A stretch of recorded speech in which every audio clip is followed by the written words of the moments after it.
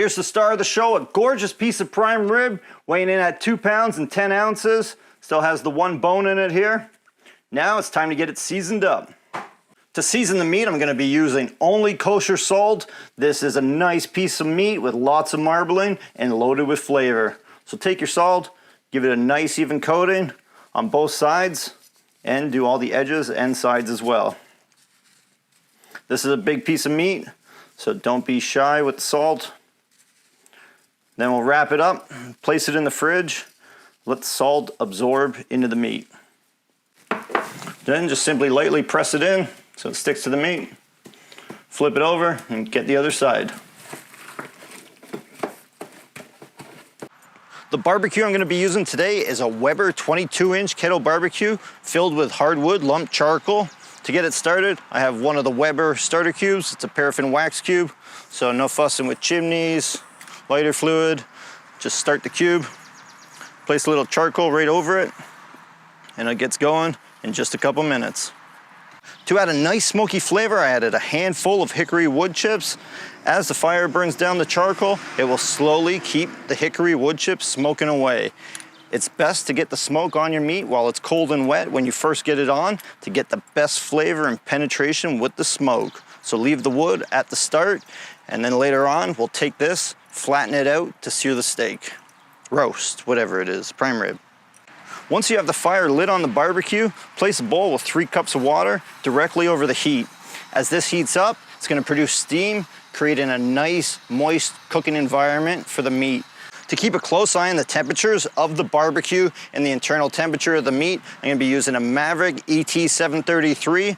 One probe goes on the barbecue, measuring the cooking heat, and this probe will go directly in the middle of the meat, measuring the internal temperature as the meat cooks. Barbecue's all set up and ready to go. Got the Maverick ET733 all hooked up. Charcoal lit, water on. Let's get the lid on. Let everything get nice and warm, and that water steaming away. Here's a closer peek so everyone can see what's going on. That's the Maverick ET733 with the 2 probes.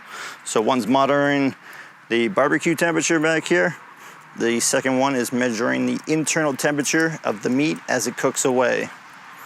Bottom vents are barely open, about 1/4 of an inch if you can see down there. We got our charcoal slowly cooking away, going down the line with that hickory wood smoking and steam coming off the water pan. Temperatures dropped because I got the lid open for a while here and I'm filming. But get the lid on, let it keep cooking, and we'll come back and take a peek. After 23 minutes, the barbecue is sitting at 196 and the meat has an internal temperature of 86 degrees Fahrenheit. Let's crack the lid and take a quick peek. You can see the hickory wood is smoking away. Push the water bowl over just a touch, and you can see the smoke is starting to stick with the meat, changing the color just a little bit. Get the lid back on. Everything's looking good. Don't want the temperature to spike up too much. After 43 minutes, the barbecue is sitting at 221 degrees and the meat has an internal temperature of 113 degrees. Take a peek. You can see the smoke sticking to the side of the meat, giving it that nice color.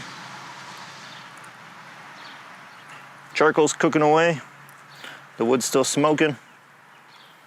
Water's steaming, gone down quite a little bit. I'll push that over just an inch or so.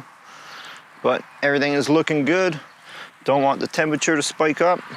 So get the lid back on and let it keep cooking. Just hit the 1 hour mark. Barbecue is sitting at 219 degrees with an internal temperature of 127 on the meat. Let's crack the lid. Check it out. See a nice color from the smoke going all across the meat now. Come over here. You can see the color darker on the sides. But everything's looking perfect here. Charcoal's just barely cooking away. Still got that hickory wood putting off a little bit of smoke and steam coming out of the water bowl. Just one heads up. Some of these internal probes, they get warm and they read a higher temp.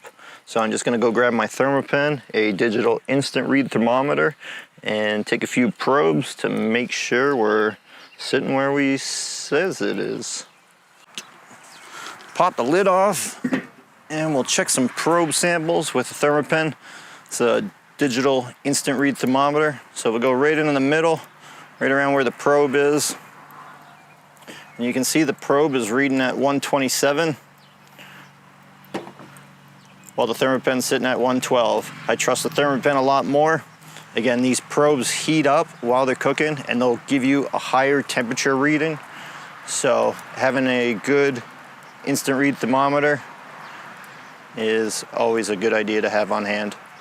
After 1 hour and 24 minutes, the barbecue is sitting at 225 degrees and the meat says it's at 140 for the internal temperature with the Maverick ET733 probe.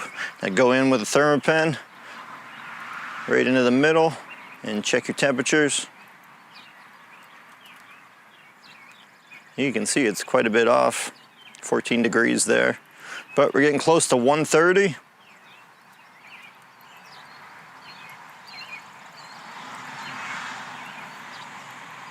That's at 130 there, that's pretty much the middle. So I'm gonna pull it off and place it on a plate and tent it with tin foil. Get up nice and close so everyone can take a good look. You can see the smoke on the meat. A little hole there is from poking the thermopen in. But the color on the outside is from the smoke. The meat is cooking away, it's nice and tender. So now it's time to get a nice sear on the outside. First thing, remove the probe. Just slide her out, set it off to the side. Take the prime rib and just place it on a plate. Going to cover it with tin foil and let it rest off to the side while we get the charcoal fired up nice and hot.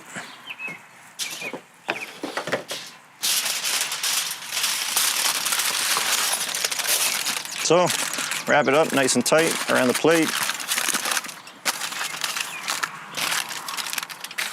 and just let it rest. Now to keep it easy, just gonna make a nice bed of hot coals so we can sear the beef over. This is why I start by putting extra charcoal on the barbecue. Then just move it over, placing the hot coals at the bottom and the unlit charcoal right on top. This way you don't have to fuss with an extra chimney. While the meat is resting off to the side, give this just a couple minutes and the charcoal will get fired up nice and hot. After just a couple minutes, got a nice hot bed of coals. Gonna spread them out a little bit, get the steak on, and get it searing away. Take the coals, just spread them out so you got a nice even hot bed over half the barbecue. This will give you a hot zone and a cool zone, because when you're searing prime rib, all the fat on it causes big flare-ups, so it's great if you can move it off to the void side of the cooker where there's no heat and let the fire die down. So that's all looking perfect. Get the cooking grate back on.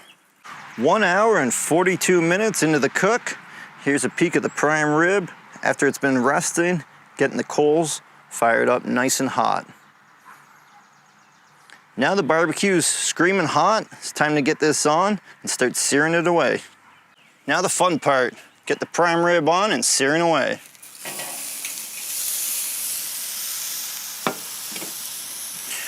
When doing this, you want to keep a very close eye on the meat cooking and flip it often.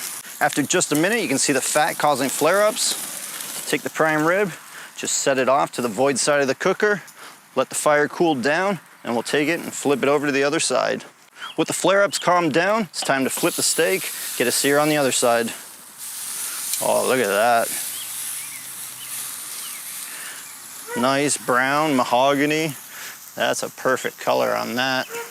Check out the color on that steak searing away. Now with the flare-ups, just move the steak back over to the void side of the cooker.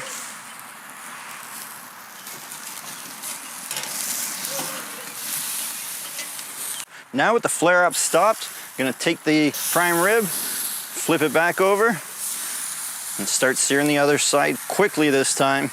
Don't want to leave it too long. But you can see you got a nice sear on this edge. Grab the camera, you can get a little closer. Here's a nice close-up of the prime rib searing away. Now when you start seeing the flare-ups kick up like that for more than 10 seconds, it's good to grab your tongs. Just set it off to the side on the void side of the cooker. Let the fat burn off and the flare-ups come down. Once they do, take it, just flip it back over to the other side. It's just due to the marbling and so much fat in the prime rib that you're always gonna get these flare-ups, and it's easier and better just to move it off to the side. Last sear, and it's ready to come off.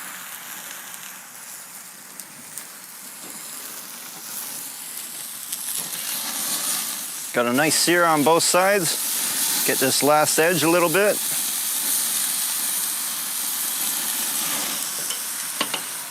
You can see that side and that side. It's looking good.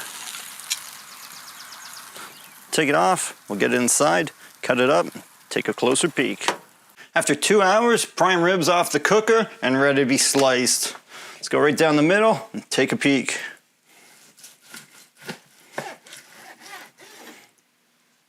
Check that out. Nice and juicy from bumper to bumper. You got a nice smoke ring in there. That's that line you see on the outside from the smoke as it's cooking. And as this sits out, let it oxidize for a minute or so. You'll see the meat will actually start to turn a darker red color. Got a little piece of the bone at the end there. But slice that open, take a peek at that.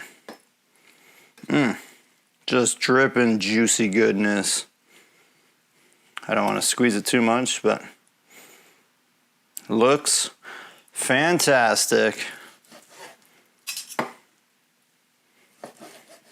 Only one way to really find out, isn't there?